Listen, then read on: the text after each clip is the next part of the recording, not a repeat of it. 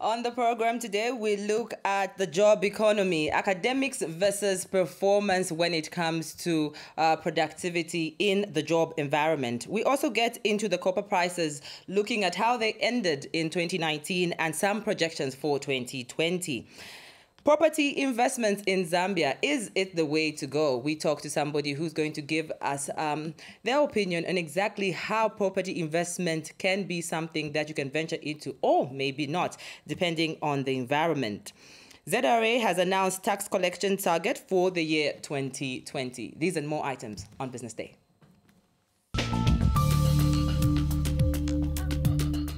Thank you so much for joining us. This is Business Day and my name is Judy Ngulube. We start off talking about property investments. Now, housing deficit as it stands currently in our country is at about 1.3 million and it will grow to 3 million by the end of 2030. And issues of private-public partnerships are also something that we can talk about. Now, we have Dr. Muchemwa Sinkala in studio with us. He is an investment advisor to talk about property investment and what it's like in Zambia currently. Thank you so much for coming to Business Day. How are you? I'm all right. Thank you, Judy, and a very Happy New Year. Thank you so much. And, Same for to you. those that are joining us, thank you so much for your time. Talking property investment. Property investment, yes. Interesting figures here. We have a deficit of 1.3 million currently, and it can grow in the next decade to about 3 million. Very true. Our population has been growing, and that speaks to the numbers that we're talking about. For a long time, we didn't invest so much in property. And the property that we're talking about is basically housing. There's been a lot of potential in this country, and we need to do a little bit more to make sure that we tap into that market. But what could be the reasons why we haven't grown that business? If you look at the trends that have been there in the investment, in property investment, we saw a growth in the figures between 2007 up to about 2011. In that period, most people were able to invest into property. Mm-hmm. But thereafter, we've seen a slow growth, and we expect a decline even this year in that area. What could account for that? Mainly, this sector is determined by the interest rates that are prevailing on the market. Mm-hmm. Yeah. So, because most Zambians, through what they get paid, they're unable to invest in property. So they go back to the banks to borrow money, and that is through mortgages. But if you look at the average interest rates even today, they are not less than 30%, which becomes very, very difficult for most Zambians to invest into the What property about market. issues of public-private partnership? I mean, you look at the public sector, we've got some authorities that build housing estates and, lease out mortgages. And then there's the private sector who, Judy General Dealers just builds a house and says, I'm going to put it on rent. Well, on the part of the government, I think we've seen a lot of investment coming from NAPSA, from Zambia National Building Society. These have joined with other private members to invest in this area. But like I said, we need to differentiate the two sectors within the property market. There's for the bigger investor mm-hmm. and for a smaller investor. Largely on the smaller investor, we have a few Zambians that are involved in housing. Now that you talk of that, there's a word that, there's so many Zambians who are building, but the people who are actually doing the work could be from other countries. What's your take on that one in terms of employment, if this investment should have trickle-on effects in terms of employment levels going high? Well, they do create some employment, but basically on the short term. Most Zambians cannot even sustain their building for over a time, because their maybe cash inflow is fluctuating at all times, So you find that they'll start for a week or two, they'll be on their project. After that, they'll pack it for some time and then come back. But what I wanted to say, Judy, is that when it comes to the property market, the big investment is largely coming from foreign investors. Very few Zambians are able to go to the bank and be able to meet the high interest rates that are being charged on mortgages. So you discover that even when we are projecting outside this potential, we are basically looking for foreign investors who can come and partner with the Zambians that may have the land but do not have the capacity to develop. Does that mean Forex? Is that good news, or it falls on the other side? Well, with what is prevailing, if there is, we call it joint ventures, if the Zambians are involved, that's very good, because at the end of the day, if anything happened, the property will remain in the hands of Zambians. So we would encourage more joint ventures.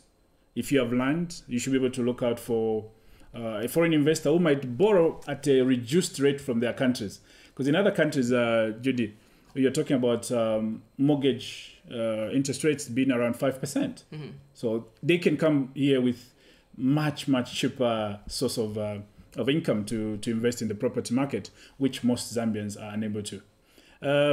Why are we also failing as Zambians to do it? It's also we look at the cost of living. If a number of things go up, they will affect the disposable income. If you look at, I think last time we talked about Bank of Zambia revising also the interest rates. What is the effect? The mortgage interest rates also went up. If we look at the reduction in the fractional reserve ratio by the Bank of Zambia, it means that the commercial banks are going to have less money to give out to the Zambians to invest in the property market. So there's a trickle effect on anything that is happening in the economy. When the economy starts to do well, you discover that even our activities will definitely go up. If you look at the period that I said we did very well, that was the time that we had even our currency almost at 3.5 kwacha to the dollar. So even if you were to bring in money from outside, everything has to play in accordance to tune, isn't it? Yeah. Well, thank you so much for coming through, Dr. Sinkala. Appreciate it. Thank you very much, Judy. And please, there is an opportunity in this sector.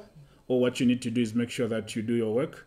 But of course, some of them have got longer term that you need to recoup your money. But if you are going into the office space or the bigger investment, usually the payback period is much shorter. Long-term investment. Thank you very much. Thank you so much. You are still watching Business Day. I've just been talking to Dr. Muchemwa Sinkala. He is an investment advisor. Thank you so much for still watching Business Day. We now get into talking about copper. The price of the Zambian main source of foreign exchange copper closed the year, that is 2019, on a low note. Now, this is despite the commodity initially showing signs of recovery on the back of possible pact between the United States and China. Copper traded at 6,205 United States dollars per ton, which is down by 0.2 percentage points on the London Metal Exchange at the beginning of the week. Now, the decline comes after recording a 0.1 percentage point increase in the trading session earlier this week. Copper, which is widely used in power and construction, was on the cost notch of 5.8% rise last December, which is 2019, which would be its best month in 2 years, and 4% gain in 2019 and easing Sino-US trade sessions. Analysts projected that the metal is set to end the decade around 16% lower where it began. This is news on the copper. We definitely will be watching for the copper prices in the first quarter of 2020. You're watching Business Day. Thank you so much for still watching Business Day. Let's get talking in terms of job economy, issues of how the economy seems to be moving to a place where most production houses, or is it most industries, are looking more at how effective and productive the turnout gets to be, as versus what skills you bring to the table, or is it what academic qualifications you bring to the table? I'm now joined by Alfred Chira, who helped me talk about this and seeing exactly how our economy is in Zambia when it comes to issues regarding this. Alfred Chira, thank you so much for appearing on this. Thanks for having me. How are you? I'm good, thanks. How are you doing? I'm very fine, thank you. Yes, Let's start with the issues of, you know, when you look at Zambia and how you describe the job market, productivity in regards to performance, academic skills, what you bring to the table. The dynamics are so different now. It's interesting. Funny that you talk about this. Just yesterday, I was talking to a young man who's working in retail. He's worked in retail for like the last 4 years. I was asking him what his plans are. He says, "Oh, I'm actually studying political science." So I said, "How do you then bring Marry those? the two. Yeah, marry the two, you know?" And he says, well, because I want to be a political scientist. And I said, don't you ever think that maybe you might, after 4 years of working in retail, you might become a specialist in retail, and you could actually become a consultant in retail. So can you find a way of bringing these things into one space? And maybe then it goes, I never thought about that. So this space has quite evolved and has become dynamic. You find that somebody who's an engineer now is sitting behind a desk, and somebody supposed to be, sitting behind a desk is the one who's out there in the field doing all these kind of things. So the space has become competitive, and also because our economy is not where it's supposed to be. Because, when I think, is it about issues of global trends? Is it issues of how Africa is moving as a continent? I think it could be all those things, but also I think sometimes I always say, let's start with home. We could rush and deal with the bigger picture. It's the whole thing. We're churning out a lot of people with knowledge, but the knowledge is not being matched to what's available on the market, on the job market. So say for instance, somebody goes and studies physiotherapy, and then the bank is looking for management trainees, and the next thing is, oh look, I need to survive. So I need a job, I need an income. Yes, absolutely. It's all about survival, and I think that's where we're getting it all wrong, and that's messing up a lot of things when it comes even to productivity, because then you've got somebody who's got knowledge about treating, bones or whatever, and then you're putting them to sit in front of a bank counter, and so they're doing all these things that are mixed, and so we're getting confusion. And confusion is reigning so much that even when we're supposed to get to a place of absolute productivity, we're not getting out our utmost best because we've got the wrong people in the wrong places. Yes. When you look at industry, it used to be, white collar jobs, and it used to be just accountants, lawyers, doctors, and all that. But now you get to have an athlete who's making an income out of, playing football, or is it, playing basketball, and then you get to have the entertainment industry also growing in our country. So when you look at the industries at large in the country, which are those that are moving away, not really neglecting, but slightly concentrating more on the skill that you bring to the table, other than the degree, the doctorate, or the diploma that you have? I always say, look, if you're gonna be a sports person, do sports management. If you're gonna do if you're going to be a celebrity, at least learn something to do with PR, so you know how to deal with these people. So I think what I was saying was, we're having all these things mixed because we're all fighting for survival. But is there a specific industry maybe that is looking at these to say, well, yes, academics, yes, just to broaden your horizon, but give me the work. At the end of the day, give me your 8 hours should produce this, your 5 hours should produce this. Which industries are those? I can't pinpoint on one at the moment, to be honest, Judy. I think it's about what I can do and what can pay me. So again, I'm always in these workspaces with different people. I went to a telecoms entity yesterday, and I found that at lunchtime, the workers opening their booths and selling things. And I'm thinking, so they came to the office in the morning to come and work, do the normal work, but while they're working, they're thinking, I need to go at lunchtime, open the booth and sell shoes or whatever it is that they're selling. So it has become so entrepreneurial, and there's a mix between being an entrepreneur and being a professional. So you go and get your degree, you come to the workspace. I don't know how much of your degree you're actually using in that space, and how much of your personal ambitions or your personal survival instincts are coming into play. So these things must be somehow, we can actually harness these things and make them work for us. Yeah, striking that balance. We could strike a balance. It's possible to strike a balance. I always say you can run a parallel economy personally. Okay, you can go to work in the morning, do your work, but let me put in the best. Why I came to work was to come and sweep the floor. Sweep the floor the best that you can at 5 p.m. Then go and open the car boot if you have a car as a cleaner. Then sell your merchandise. That way, you're growing yourself as well in terms of discipline for your own business. If you're going to be an entrepreneur later on, but I think we're having all these mixes because people are just trying to survive at the end of the day. Yes. So the balance is actually not being seen at the moment, but it can be struck.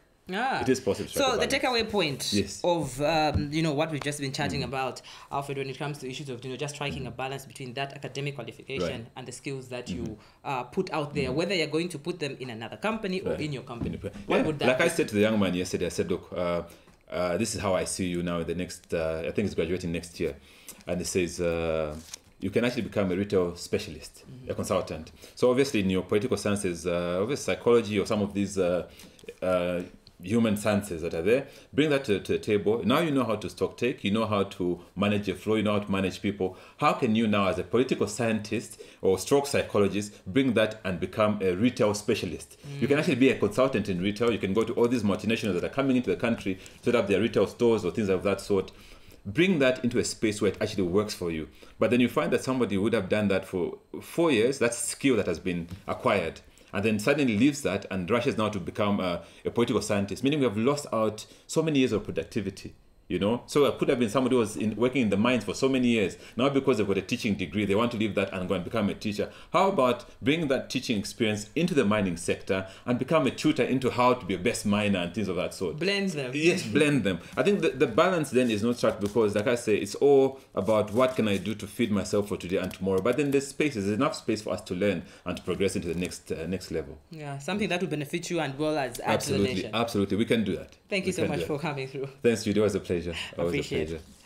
All right, you're still watching Business Day. Let's talk ZRA and taxes on the other side. This is Business Day. The Zambia Revenue Authority, the body that is in charge of collecting revenue and just making all these finances get into the income bracket for the nation, Zambia collected 52.9 billion kwacha in the fiscal year of 2019. Now, ZRA announced recently its collection target for the year 2020. Our colleague Hanok Kasama brings us a report with the details.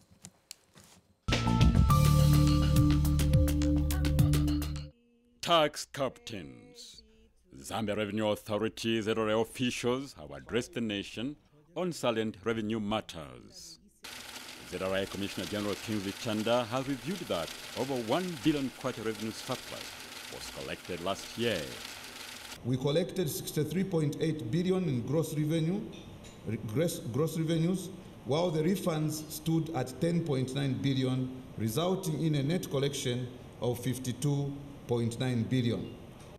Mr. Chanda further disclosed that government has set a target of 59 billion kwacha revenue collection for the year 2020. He has also churned out measures to stop tax evasion. Our focus in 2020 will be to assist taxpayers to comply with their tax obligations voluntarily, and hence the theme for the year is maximizing voluntary compliance for enhanced revenue mobilization. At the same function, ZRA Commissioner of Finance Brigid Muyenga said the institution has made positive strides in improving the e-tax services. And for the e-payment, it's an electronic payment where most of the taxpayers has been using this platform. There's no need for you to send money to the agent if you're ordering a car. And ZRA Commissioner Modernization Dingan Banda reaffirmed ZRA's commitment to enhance its digital system. We've done away with some of the features that you complained about, like the Excel macros, which are giving problems and so forth. Taxes finance the production of goods and services in the public sector, thereby helping to trigger economic growth in any nation. Thus, there is need to intensify measures against tax evasion. Hanok Kasama, MBC News in Lusaka. Those details and the figures from the Zambia Revenue Authority ends our show for today. Thank you so much for having been a part of it. Join us next week, Thursday, 18:30 for more business, corporate and entrepreneurship information. On behalf of the entire production crew, I'm Judy Ngulube.